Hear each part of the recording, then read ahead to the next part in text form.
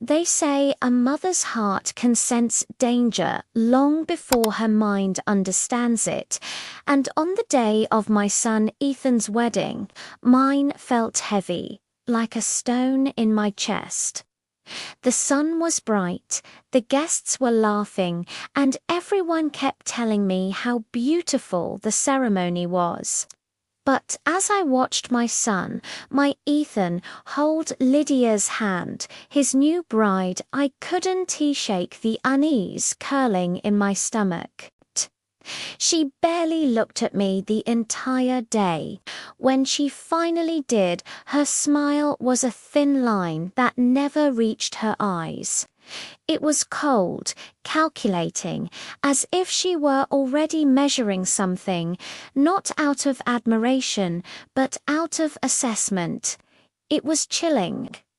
When they came home after the ceremony to drop off some gifts, Lydia's gaze lingered over the house, over the walls my late husband built with his own 2 hands, over the photos that told our family's story, one happy memory at a time. It wasn't here a look of warmth or of joining a family. It was a look of ownership. It was a look that said, "This is mine now." Everyone told me I was being paranoid. "You're just emotional. It's a big day," my sister said, patting my hand. Give her a chance. But deep down, a voice whispered that this wedding wasn't the start of something beautiful. It was the beginning of a storm. And I was standing right in its path. 3 days after the wedding, I heard a sharp knock on the door. My heart did a funny little flip. When I opened it, there they were, Ethan and Lydia, smiling like they were delivering the best news in the world. Luggage in hand. "Surprise, Mum. We decided to stay here for a while," Ethan said, his voice full of that familiar, boyish cheerfulness. "Just until we find our own place. It'll be fun." Before I could even find the words to answer, Lydia stepped right past me, brushing my shoulder as if I were a piece of furniture. She marched into the entryway as if she already belonged there, her heels clicking decisively on the hardwood floors.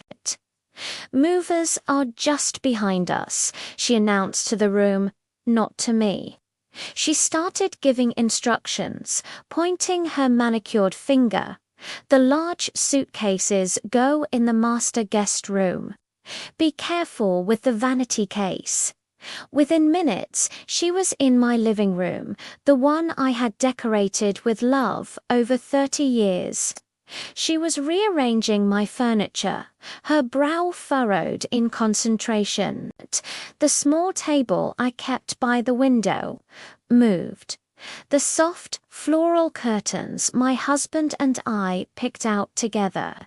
She was already measuring the windows with her eyes, muttering about needing something more modern.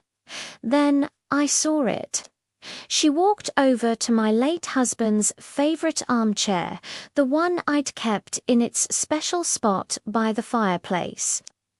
Without a second thought, she pushed it into a dark corner out of the way, as if his memory, his presence, was nothing more than an inconvenience. "It clutters the space," she said, dusting her hands off, not even looking at me. That was the moment I knew. My paranoia wasn't paranoia at all. It was a warning. A war had been declared on my home, on my life, and I hadn't even realized the first battle had already been lost. The days that followed were a blur of subtle takeovers. It started with the kitchen. One morning, I came down to make my usual coffee, and all my mugs were gone from the cabinet. In their place were sleek, minimalist white cups. I found my colourful, chipped, beloved mugs packed away in a box in the garage, labelled old kitchenware. Just tidying up. Mom, Lydia said with that same empty smile when I asked. Creating a more cohesive aesthetic. My kitchen no longer felt like my own. My spice rack was rearranged alphabetically. My favorite Castian skillet, seasoned over decades, was replaced with a non-stick pan she'd ordered online. She cooked elaborate meals I didn't recognize, filling my home with strange, pungent smells. When I tried to cook, she would hover behind me, offering tips on how to chop vegetables more efficiently or why my use of butter was outdated. It felt like I was a guest in my own home. My routines, my comforts were being systematically erased. She changed the TV channel when I was in the middle of my favorite show. She replaced the family photos on the mantelpiece with her and Ethan's wedding pictures. Frame after frame of our family's history vanished, replaced by her triumphant smile. Ethan, my sweet Ethan, seemed oblivious. He was so blinded by his new love, he saw her actions as helpful, not hostile. Isn't it great, Mum? Lydia is so good at organizing. The house has never looked better, he'd say, beaming. How could I tell him that every improvement felt like a knife twisting in my heart? How could I explain that his wife wasn't just redecorating a house, she was erasing me from it? One evening, I couldn't take it anymore. I found Lydia in the study, going through my late husband's desk. My blood ran cold. That desk was sacred. It held his letters, his journals, his entire life's work. "What are you doing?" I asked, my voice trembling with a rage I hadn't felt in years. She didn't even flinch. She held up a stack of old financial papers. "Just cleaning out the clutter," she said calmly. "There's no need to keep all these old bills and statements. I'm making room for a proper home office for Ethan and me." "That's not clutter," I choked out. "That's my husband's life." "You have no right." She finally looked at me then, and the mask fell. The coldness in her eyes was sharp, like shards of glass. "Listen," she said, her voice low and hard. "This is our house now, too. Ethan is the man of the house, and we need to look to the future, not cling to the past. It's time to move on." The disrespect, the sheer audacity of her words, struck me speechless. She wasn't just moving furniture. She was trying to move my husband out of my memory, out of my home. That night, as I lay in bed, clutching a faded photograph of my husband, I finally understood. This wasn't just about curtains and coffee mugs. Lydia didn't just want my house. She wanted my son, my life, and my legacy. And she would stop at nothing to take it all. I knew I had to fight back, not just for my home, but for the memory of the life I had built. The storm had arrived, and it was raging right inside my own walls. Thank you so much for watching. I know this is a difficult story to share, but I hope it resonates with some of you. If you've ever felt like your voice was being silenced in your own home, please let me know in the comments below. Don't forget to like this video and subscribe to the channel for the next part of the story. Your support means the world to me. The sound of a gentle, crackling fireplace can be heard softly in the background, I told myself. She's just trying to make herself comfortable. She's new. She warm up with time. I repeated it like a mantra, trying to soothe the unease that had settled deep in my bones. It was a new chapter, after all. My son Ethan had brought home his fiancée Lydia, a beautiful, charming girl with a smile that could light up a room. I wanted to like her. I truly did. For Ethan's sake. But then, during that first family dinner, she said it. The words were soft, almost a whisper, but they landed like a stone in the quiet pond of my life. We were clearing the plates, and she turned to Ethan, her eyes sparkling, and said, "I can't wait to make so many more memories in our home. Not your home, not the house, our home." The words echoed in my ears, bouncing off the familiar walls. I must have frozen because Ethan laughed and put his arm around her, saying, "See, Mum, she already loves it here." I forced a smile, but something inside me clenched tight. That night, as I sat alone in my bed, the silence of the house pressing in on me, a chilling realization dawned. This wasn't just a visit. This wasn't a young woman trying to fit in. She had come with intent. She was here to stay, and more than that, she was here to take over. The weeks that followed were a masterclass in subtle warfare. Lydia began showing her true colors, not in a sudden burst of anger, but in a slow, creeping vine of suggestions that wrapped around everything I held dear.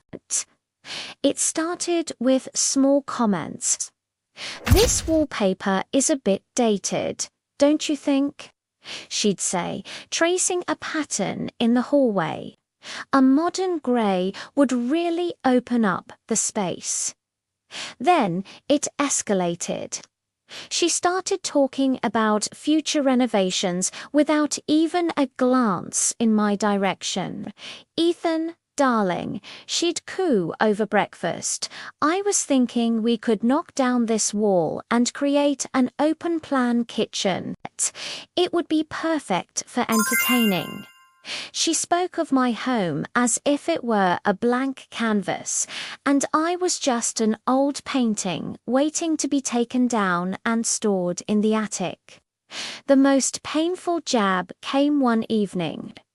She sat across from me, her expression a perfect mask of concern, and suggested that my old furniture doesn't really suit a young couple's aesthetic. She even had the audacity to suggest that I move into the smaller guest room downstairs, so they could have the master bedroom to start their family. Her voice was sweet, her reasoning plausible, but the underlying message was clear. "You are in the way. Your time here is over." I'd try to laugh it off, to treat it as a joke. "Oh, you kids and your big plans," I'd say, my voice a little too bright. But each time she spoke, the walls of my home felt like they were closing in, the air growing thinner. She started bringing in expensive decor, sleek, minimalist vases, and abstract art that clashed with the warm, lived-in feel of the house. She claimed she just wanted to freshen up the place, but what she was really doing was erasing me. My family photos were replaced with pictures of her and Ethan. The worn, comfortable armchair I'd read in for 30 years was suddenly donated to charity because it didn't match her new color scheme. The worst part, Ethan didn't see it. He was completely lost in her smile, utterly blind to the quiet, calculated manipulation happening right under his nose. Whenever I tried to talk to him, to gently point out that my home was becoming unrecognizable, he'd sigh with that familiar frustration. "Mum, you're overthinking again," he'd say, his tone laced with impatience. "Lydia's just trying to help. She has great taste, and she wants to make the house beautiful for all of us." Help. It didn't feel like help.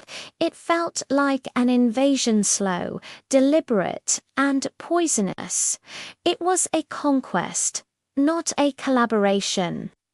Every night, I'd find myself sitting by the fireplace, staring into the flames, the only thing in the house that still felt like mine. I could almost hear the whispers of the home I once knew, the echoes of laughter, the memories soaked into the very foundation. And with each passing day, I wondered how long before I became a ghost in my own hallways. How long before I was a stranger in my own house. The breaking point arrived on a Tuesday. It was my late husband's birthday, a day I always marked with quiet reflection. I would bake his favorite lemon cake and place a single photo of us on the mantelpiece. But when I came downstairs that morning, the mantel was bare. My photo was gone, replaced by a large, sterile-looking glass sculpture Lydia had bought. When I asked her about it, she waved her hand dismissively. Oh, that old frame, it was so dusty. I put it away somewhere. This looks so much cleaner, don't you think? That's when I knew I couldn't be silent anymore. The whispers had to become a roar. That evening, I asked Ethan and Lydia to sit down with me. My hands were trembling, but my voice was steady. I told them how I felt. I didn't accuse. I didn't shout.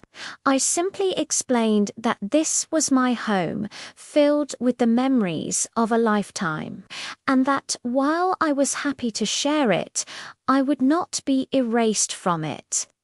I explained that a home is built on respect, not just renovations. Lydia's face was a study in shock, her mask of sweetness finally cracking. Ethan looked from me to her, confusion roaring with dawning understanding in his eyes. For the first time, he seemed to be truly listening, seeing past the charming facade to the woman who was systematically dismantling his mother's world. The silence in the room was heavy. I had drawn my line in the sand.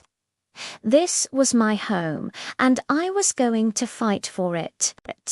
I didn't know what would happen next, if my son would choose his fiancée over his mother, or if our family would shatter. But as I sat there, under the roof my husband and I had built, I felt a flicker of the old strength return. I was no longer a stranger in my house. I was its protector. Thank you so much for listening to my story. It's a reminder that setting boundaries is not selfish. It's necessary for survival and self-respect, especially in our own homes. If you've ever felt like a guest in your own life, I hope this gives you a little bit of strength. Please consider liking this video and subscribing to the channel for more stories about navigating life's complex relationships. Your support means the world to me. See you next time. That night, a chill crept into our quiet home that had nothing to do with the weather. It was well past midnight, and the house was still, but a faint whisper drew me from my room. I moved silently down the hallway, my bare feet cold on the wooden floors, drawn towards the dim light spilling from the kitchen. As I got closer, I recognized the voice. It was Lydia, her tone hushed, but with an edge as sharp and cold as a shard of glass. Yes, once the papers are signed, it's done. The house will be ours. My heart didn't just sink, it froze solid in my chest. Each word was a hammer blow. Asterisk, ours. Asterisk, the house, my house. The one John and I built with our own hands, filled with decades of memories. Before I could process it, she spun around, her phone quickly disappearing into her pocket. A wide, unnatural smile stretched across her face when she saw me standing in the doorway. "Oh, Mrs. Turner. You startled me," she chirped, her voice suddenly sweet and syrupy. "I was just talking to my cousin about ... insurance. You know how complicated it is." The lie was so blatant, so poorly constructed, it was almost insulting. I managed a small nod, playing along, pretending to believe her.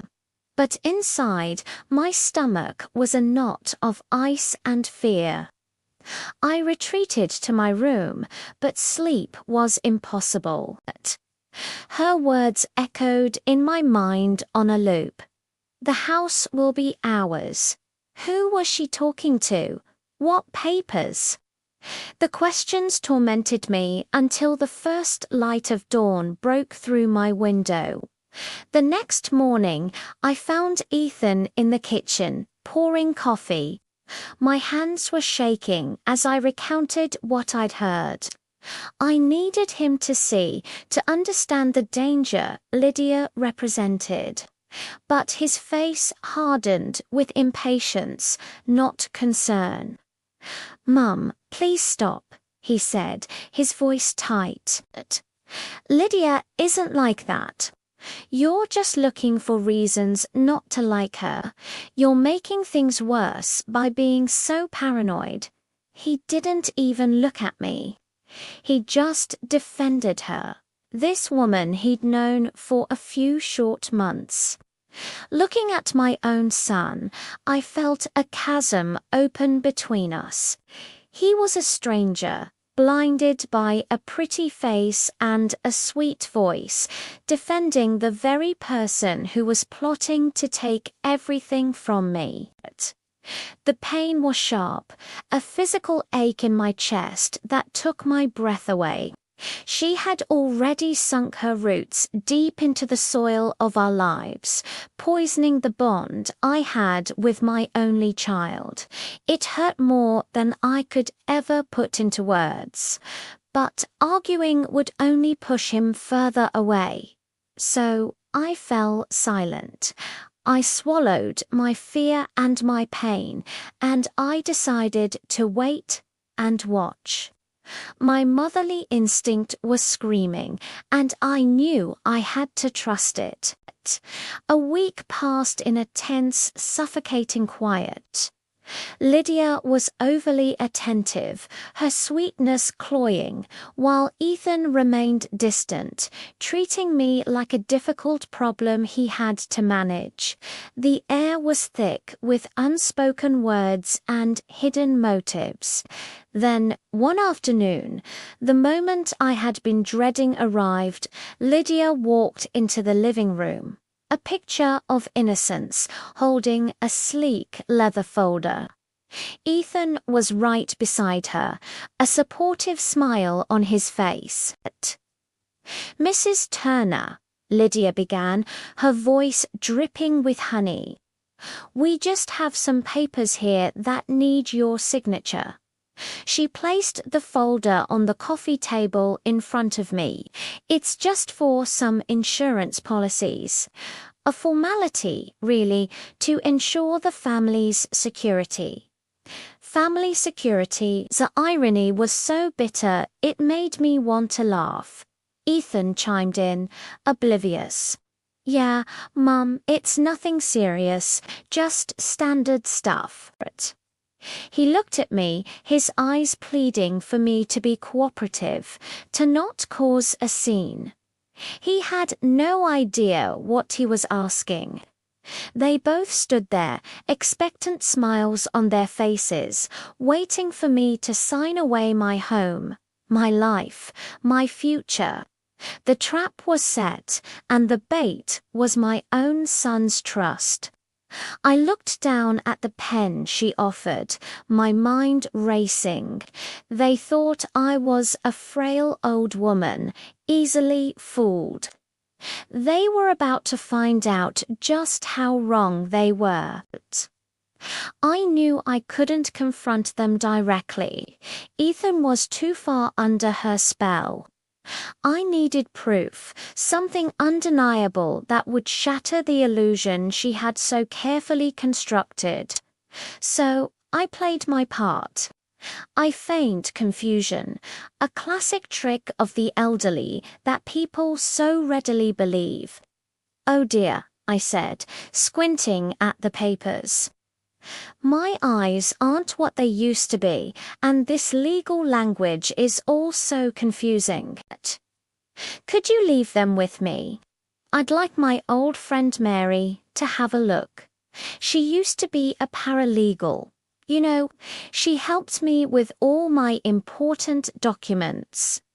Lydia's smile tightened almost imperceptibly at the corners. I saw a flicker of panic in her eyes before she masked it. "Of course, Mrs. Turner," she said, though her voice had lost some of its warmth. "Take all the time you need." Ethan looked relieved. "Great idea, Mum. We'll just leave them here for you." They left the room, thinking they had me right where they wanted me. But as soon as they were gone, I didn't call Mary. I called a different number. I called Mr. Henderson, the sharpest lawyer in town, the one who had handled my husband's estate. "David," I said, my voice low and urgent, "I need your help. I think I'm in serious trouble." I scanned the documents and emailed them to him immediately. His call came less than an hour later. "Eleanor," he said, his voice grim, "you were right to be suspicious. These aren't insurance papers. This is a quitclaim deed. If you sign this, you'll be signing over ownership of your house to Lydia and Ethan, effective immediately. It's airtight and irreversible."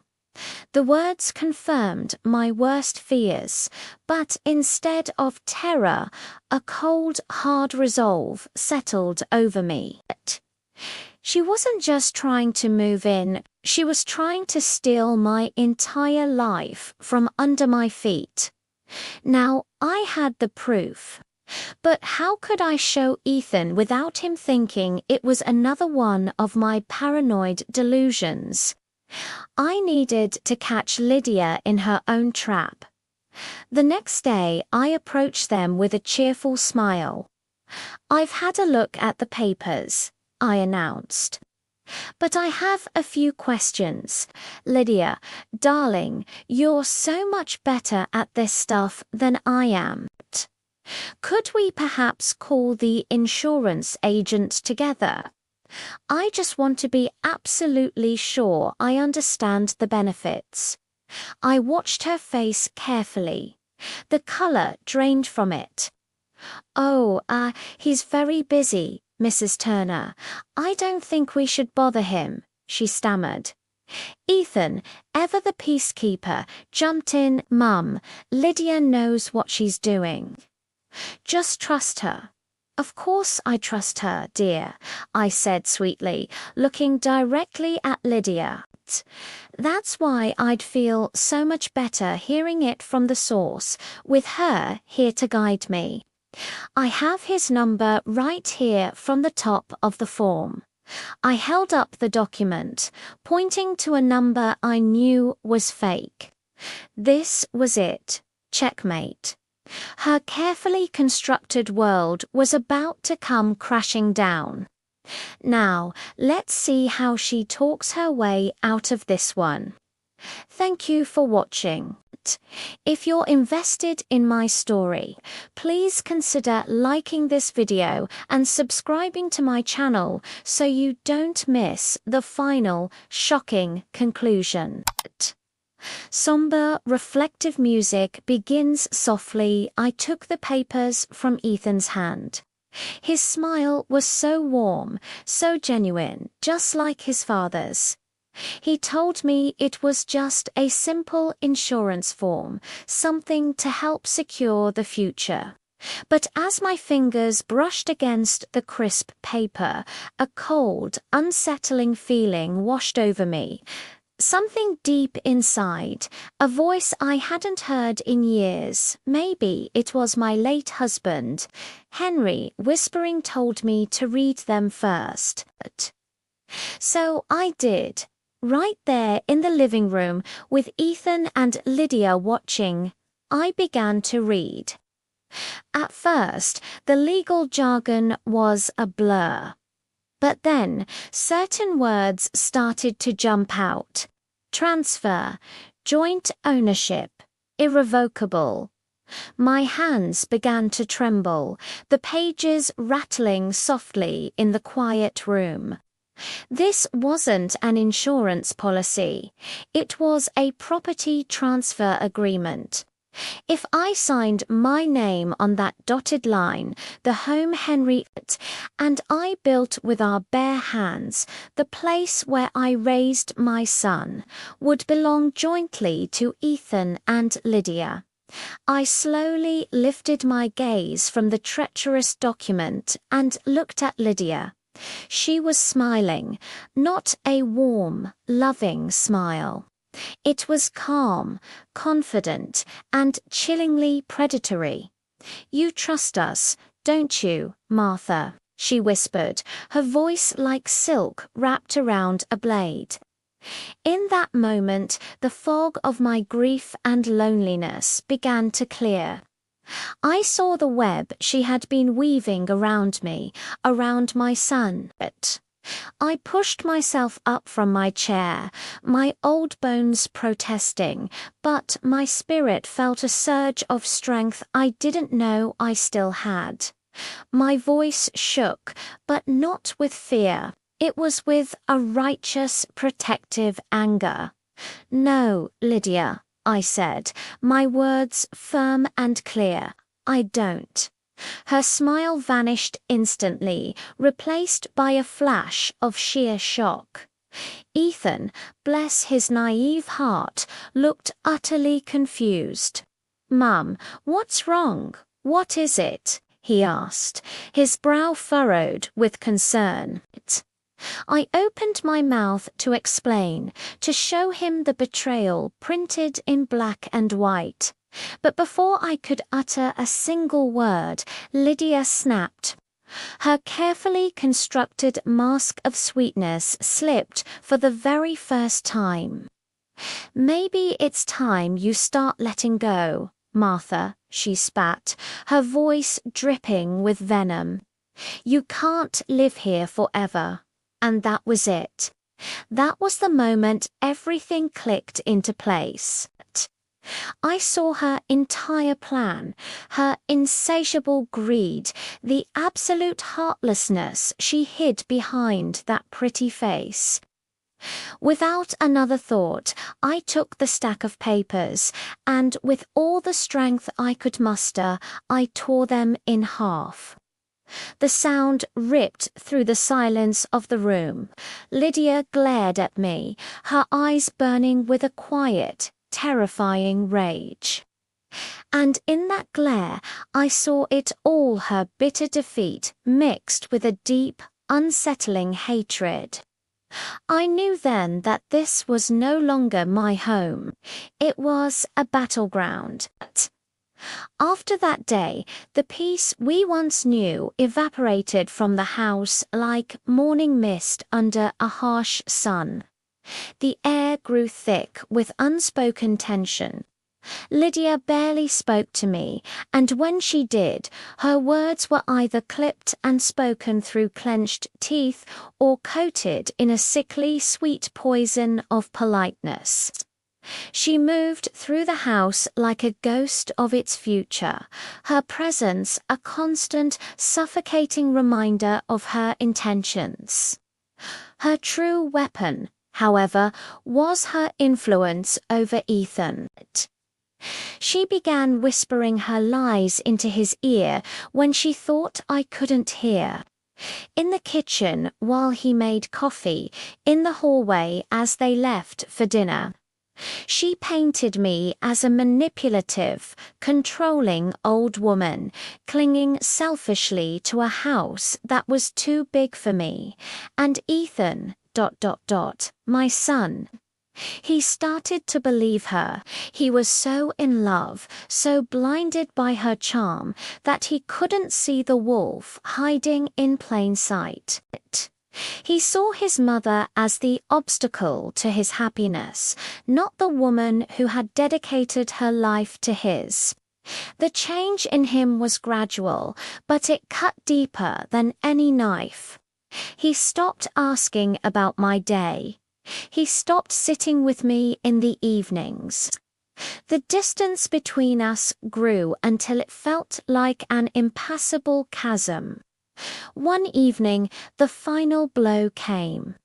He sat across from me at the dinner table, the same table where he'd learned to use a fork, and he couldn't even meet my eyes. "Mum," he said, his voice soft, almost apologetic. Lydia and I were talking, and maybe it's time you think about moving somewhere smaller, somewhere quiet for you. You deserve to have some peace. Peace. He called it peace, but what he meant was exile. He was asking me to leave my home, to leave the memories of his father, to leave everything I held dear. He wanted me gone. Tears welled in my eyes, blurring his face into a watercolor of the little boy I once knew. I forced a smile, not wanting him to see the profound way his words were shattering me. I didn't want him to feel guilty, but inside, something fundamental broke. The boy I had raised, the boy who used to pick dandelions for me from the yard and present them like a precious bouquet, was now politely, gently, casting me aside. From across the room, I saw Lydia. She was standing by the counter, sipping a glass of wine, a smug, triumphant smirk playing on her lips. For her, this was victory, the final checkmate. For me, it was a heartbreak, so profound it felt physical. That night, I couldn't sleep. I sat alone in the dark living room, the moonlight casting long shadows across the floor. I traced my fingers along the wooden walls, feeling the familiar grain that Henry had so carefully sanded and polished. It felt like I was saying goodbye. "I'm sorry, Henry," I whispered into the darkness, my voice cracking. heart I broke. I really tried to protect what we made. A single tear traced a path down my cheek, a silent testament to a battle I had already lost. It was raining, the night everything finally fell apart. A furious storm raged outside, thunder rattling the old window panes as if trying to break in. And with each clap of thunder, my last thread of hope frayed and snapped. The atmosphere in the house was even stormier than the weather. Ethan and Lydia had been arguing in hushed, angry tones for hours. I stayed in my room, trying to make myself invisible, but their voices seeped under the door. Then I heard a door slam and the sound of a car engine roaring to life before peeling away into the rain-soaked night. A heavy silence followed. After a while, I crept out of my room. Lydia was standing in the middle of the hallway, her back to me. She was trembling. When she turned around, her face was a mess of tear-streaked makeup and pure, unadulterated fury. "This is all your fault," she hissed, her voice low and dangerous. "He's gone. Because of you. You just couldn't let him be happy, could you?" She advanced on me, her eyes wild. "You've ruined everything," she screamed, her voice echoing in the house. This was supposed to be my life, my house.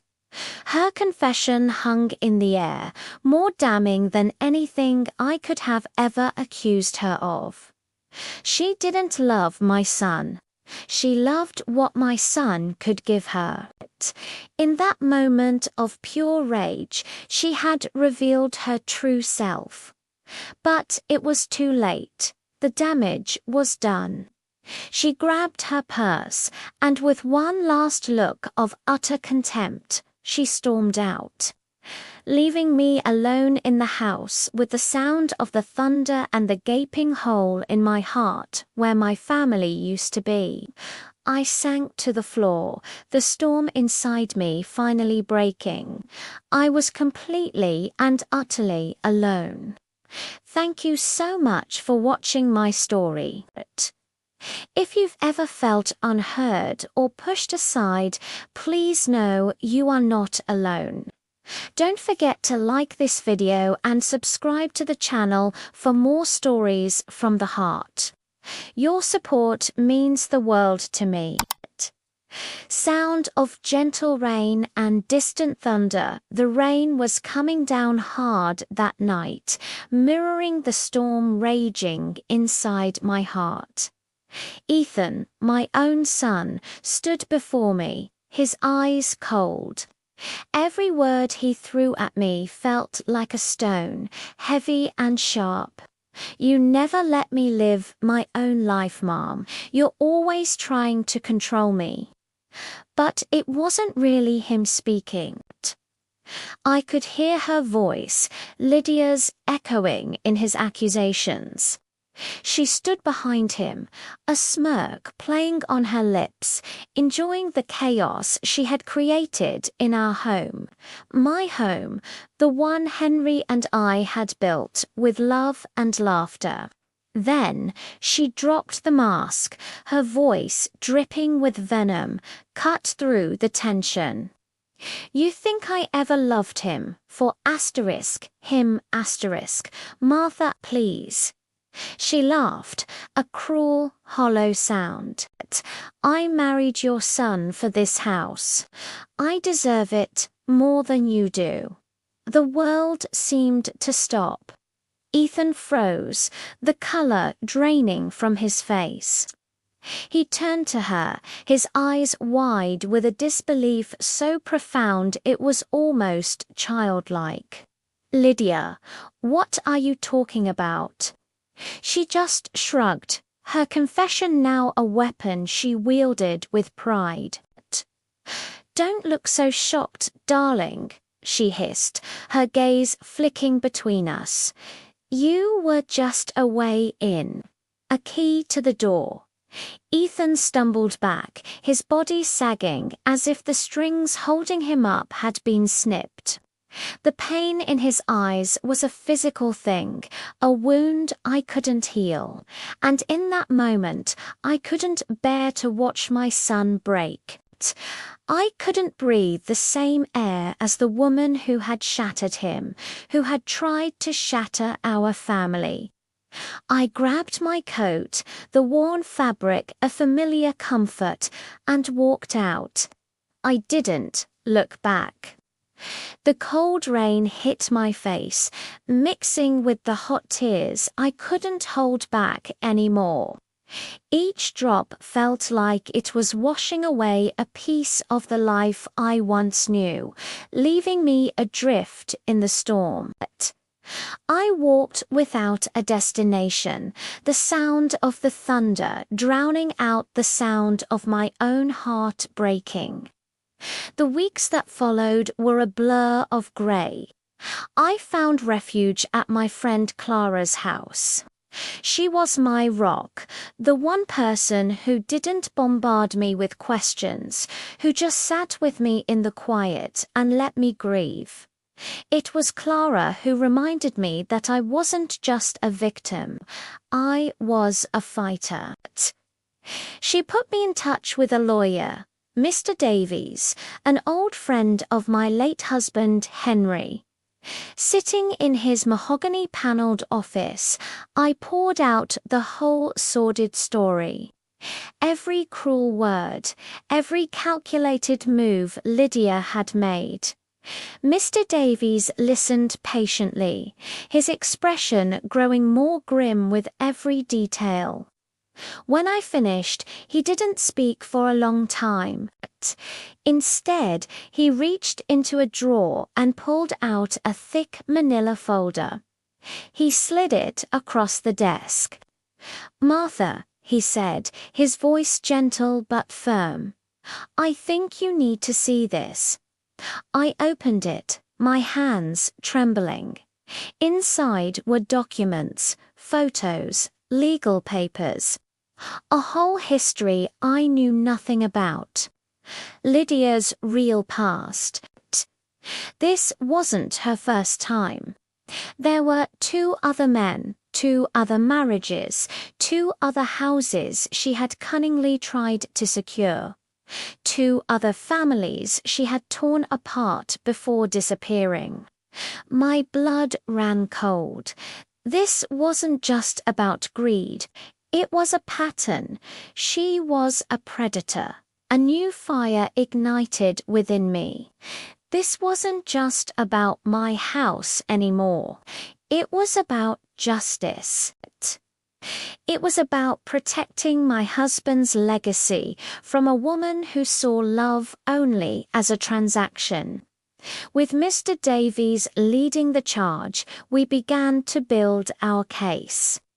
We contacted the previous families, gathered statements, and compiled a mountain of evidence that exposed Lydia's elaborate scheme.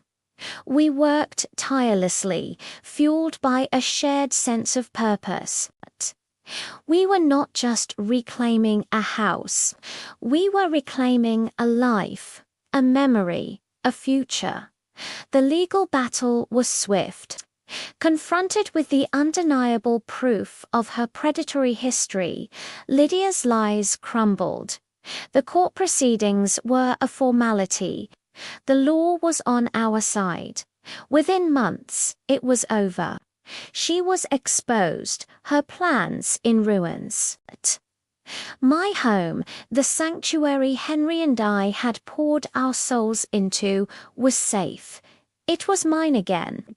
A few days after the final papers were signed, there was a knock on the door. It was Ethan. He looked diminished. Years older, the arrogance replaced by a deep, hollow shame. He couldn't meet my eyes. "Mum," he whispered, his voice cracking. I don't expect you to forgive me. I'm so sorry. I looked at my son, truly looked at him, for the first time in what felt like an eternity. I saw the little boy who used to fall and scrape his knees, running to me for a hug. I saw the teenager who thought he knew everything, and I saw the broken man standing before me now, humbled by his own catastrophic mistake. The silence stretched on, filled with everything we couldn't say. Finally, I took a breath. "You don't need to earn my love, Ethan," I said softly. "It's always been yours. But you do need to learn from it." He looked up then, and in his tear-filled eyes I saw a flicker of the sun I thought I had lost forever. I saw a glimmer of hope. Later that evening, I sat alone on my porch, a cup of tea warming my hands. The storm had passed, leaving behind a calm, quiet peace. The air was clean, fresh. I watched the sky blush with the colors of the fading sunset, painting the world in hues of orange and pink. The house stood strong and silent behind me, a faithful guardian. I closed my eyes, feeling Henry's presence in the gentle breeze. A small smile touched my lips. I kept our home safe. "Henry," I whispered to the twilight. Just like I promised. The fight was over, and I was finally home. Thank you so much for joining me on this journey today. If this story touched your heart, please consider liking this video and subscribing to the channel for more stories of resilience and hope. It means the world to me. See you next time.